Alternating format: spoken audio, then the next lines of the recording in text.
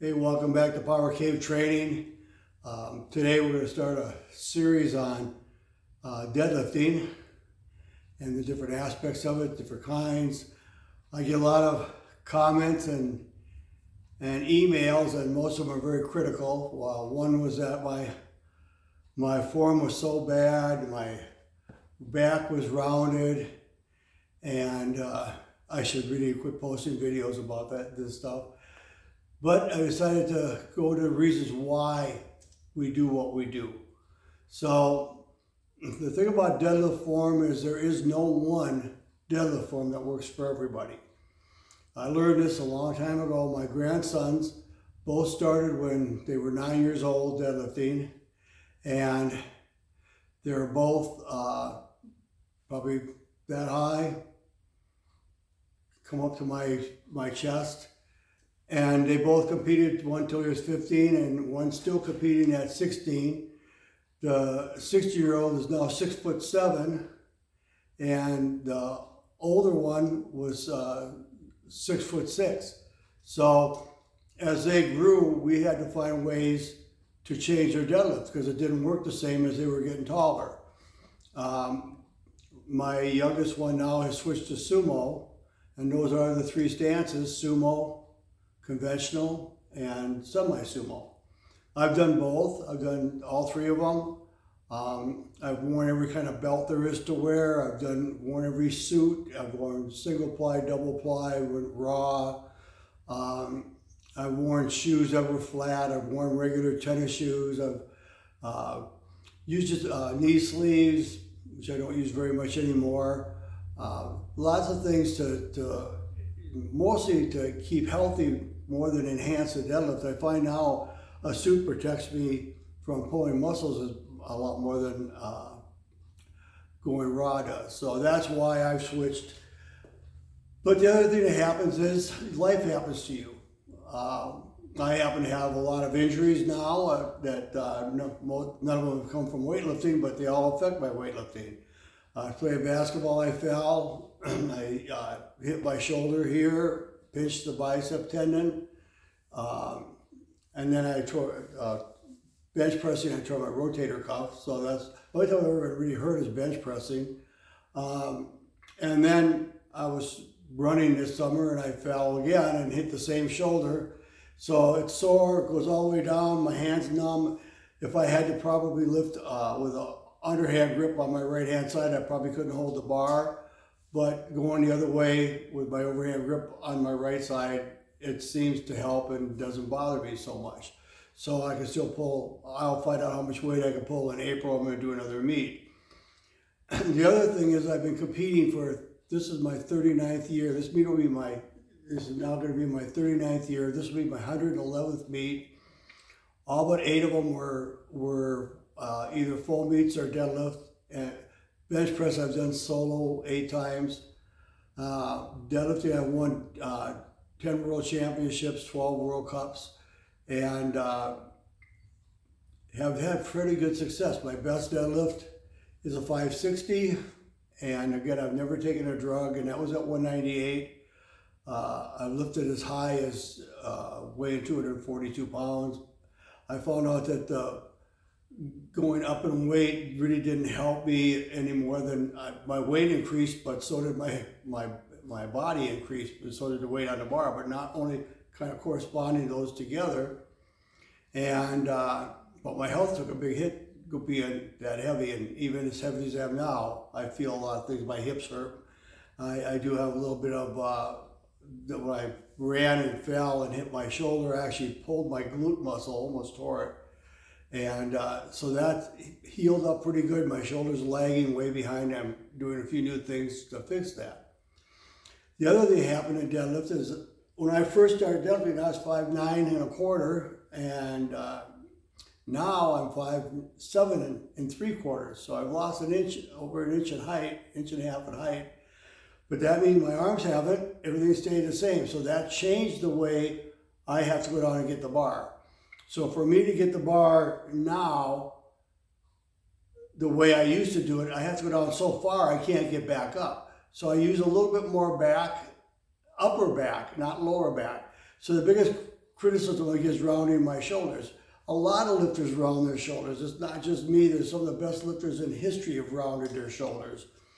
As long as you're keeping your back in that same position, you can round it, but as long as it doesn't keep rounding as you go up, there's nothing wrong with it. I've never been hurt deadlifting, and I've done more deadlifting than probably any other lift that I do. I squatted a lot, but as I got older, it was harder to find full meets in this area, so there's a lot of deadlift and bench meets, so I've done a lot of deadlifting. So when you go from there, everybody's body's different. Everybody's body's different. Injuries are different. Everything affects the way you lift the weight. So to say one form fits all, oh, you're going to hurt your back, you're going to need surgeries, I'll do all these surgeries on people. Well, obviously, if you do a bunch of surgery on people, I hope you're not training them, because they sure don't know what the hell they're doing if they get hurt that often. I have trained, and world champions, just solo world champions, not repeat. I've trained 19 world champions. If you go repeat, that's almost 40. My lifters have set over 43 world records. I've had 2 that got hurt. Most of the time, the ones that get hurt because they don't listen when you tell them not to do something. They do it anyhow. Or they'll get the one more set in, one more rep in that they didn't need to do. So the severity of the injuries, most of the people I've had have been very small. But they do happen, and they happen by accident. They happen with a misload. They can happen with a collar being loose. There's lots of things that cause that. So again, going into that, everybody has a different style. There is no one right. I used to try to train people to what was considered perfection at that time. And my training partners and I have done it multiple times. All of our lifts have gone down and stayed down. We've all gotten tweaked. And when we go back to the way we always did it, we're doing fine. So granted, my butt doesn't go down as far as it used to. And my back rounds a little bit. That's because I have to get down to the bar. And the same thing with driving into it. So the idea is keeping the bar close as you're coming up so you can drive into it. My weakness is I tend to let the bar get away from me on the floor. So I have to be real careful to pull that in right away and then squeeze the butt to drive it up. It's really, the only thing the arms do is stabilize the weight. And the reason I've been able to lift, when I tore my rotator cuff, the doctor said, if you pull any more deadlifts, you're done. You're going to be back getting operated on. Well, I haven't had it operated on, and I pulled at least, I don't know, 10 times, 5 times in meets, close to 400 pounds. Never hurts my shoulder.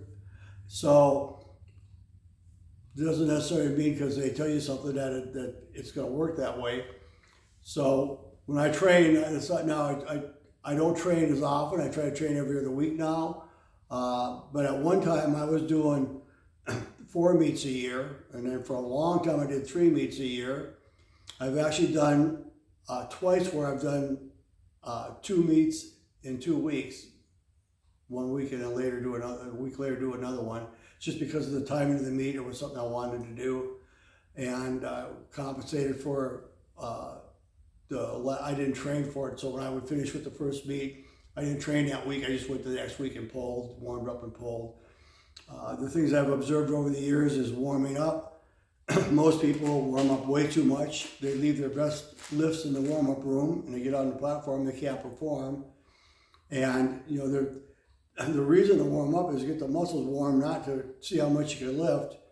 And I always use the example, if you were going to move a rock in your front yard, how many small rocks would you move before you got to the big rock and tried to move it? If it's something you knew you could pull, how much do you warm up? How much training you do? How many loads of rocks you're going to try before you try the big one? You wouldn't. You just go and pull it. If you didn't pull it, you find a way to get around it and maybe get help, or you try it again. But you wouldn't sit and warm up all day long to move one heavy rock. That's what people do with deadlifting. They do it with squatting. I watch people squat in a warm-up room and then go out there, and their opener they can't get because they're so tired already. So when I look at that, that's one of the things that I consider. So is body structure. Mental training is another one. Is what are you thinking about when you go up to the bar? How confident? Confidence is everything. And my 16-year-old is the most confident lifter I've ever been around. He never thinks that something's going to fail. He's missed a few lifts, but he never does it going up there thinking, oh, this is going to be so hard, or it's going to be worried about it. So in the next course of these videos, I'm going to show how to lift, different styles of lifting, and how do you start out lifting. So, but you have to remember, if you're going to lift with injuries, you have to protect that injury and make sure you're not doing any more damage to it. The other problem that's happened to me is that I've turned 73 years old. So you figure that the average person in powerlifting goes 5 to 7 years and they're done, and then they're done competing. Most people never compete into their 50s and 60s. I've been competing since I was 37 up to now 73. And I just love doing it. So I keep doing it, but there are obstacles to overcome, and one is stiffness, soreness, recovery time. If you do get hurt, it's going to take 3 times longer to heal than it did when you were young. Even cuts, you get a cut on your leg, and it won't be gone in a week. It might not be gone in a month, and so that can affect what happens at a meet. You have to tape it up, cover it up, and things like that. So the other thing that is important is I don't just powerlift. Powerlift is one thing I love to do, and I love competing in it, but I also have a lot of other interests. I like playing football with my kids. I shoot baskets. I hit golf balls. I do judo. I've done judo. I haven't done it lately, but I did judo. I did catch wrestling. I did pressure point fighting. I did boxing. So all those take a toll on your body too. I also do mobility training. I also do off-season higher rep training. I do a lot of stretching. I do a lot of foam rolling. So there's a lot that keeps me busy besides powerlifting. But my goal when I started was not to be all crippled up, and most of my contemporaries are crippled up. They can't lift, they can't move, and when they lift, they look all crooked and walk crooked, and I decided that wasn't how I wanted to be. So I'm going to finish up this first session just showing the first way they talk about finding your deadlift, and I'm going to go conventional. But the first way they talk about finding your deadlift form is to do this, and I'm going to set the camera back here.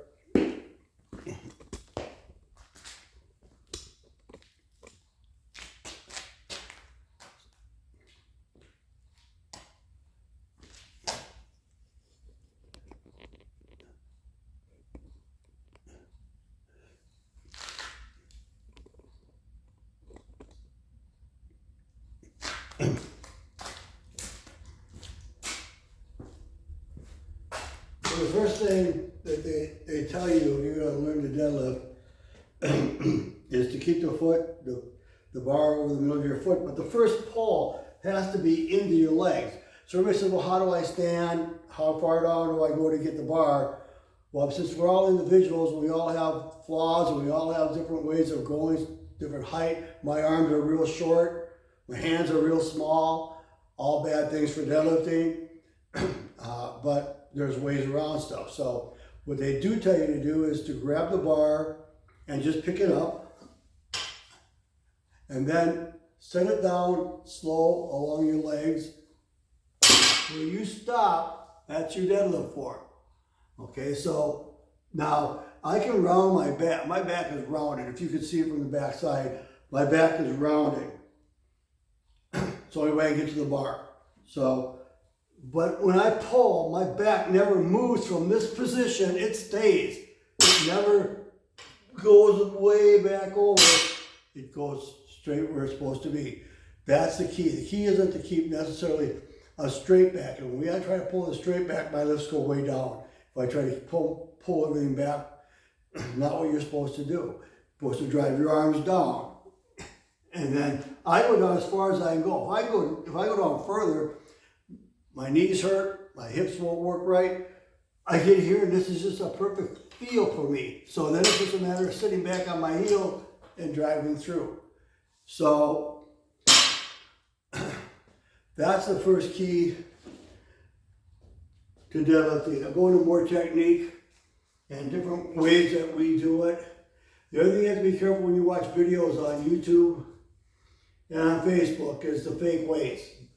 These weights look like 45s, they weigh 15. I've got weights that are 55, and I even have hundreds that look like they're 45s. I have 55s that look like they're 45s. So I have some real thin ones. So just because somebody's got a bunch of big weights on there, don't mean they mean anything. You can buy a big weight that weighs 25 pounds if you want to. You buy a bumper plate that weighs 25 pounds. I have bumper plates that are that thick that are 25 pounds. I have other ones that are that thick that weigh 60, 70 pounds. So it's just a matter of, I collect weights, get a lot of oddball ones. I've got a lot of, all of a sudden, a bunch of 35 Olympic weights and are bumper plates, and I've got 10s and I've got 15s. But I also have a lot of cast iron weights, and I have a lot of old cast iron weights. So just because somebody says they pull something or you see something and they're bragging about it, first of all, you gotta go by the rules. What's it? Are they hitching it? Are they ramping it? Are they jerking? On the way up, are they not locking out? Are their legs not locked out? Are their shoulders not upright? All those things can get you disqualified. And I see people do it all the time. I see squats that aren't even within 2-3 inches of a legal squat in a normal organization. And if you film it from the side, you would see it. And people just want to be on Facebook and brag about how much they can lift. So I hope that helps. If you like what you see, comment, subscribe, hit the notification bell, and put a like on the video. We'll be doing more of them. See you next time on Power Cave Training.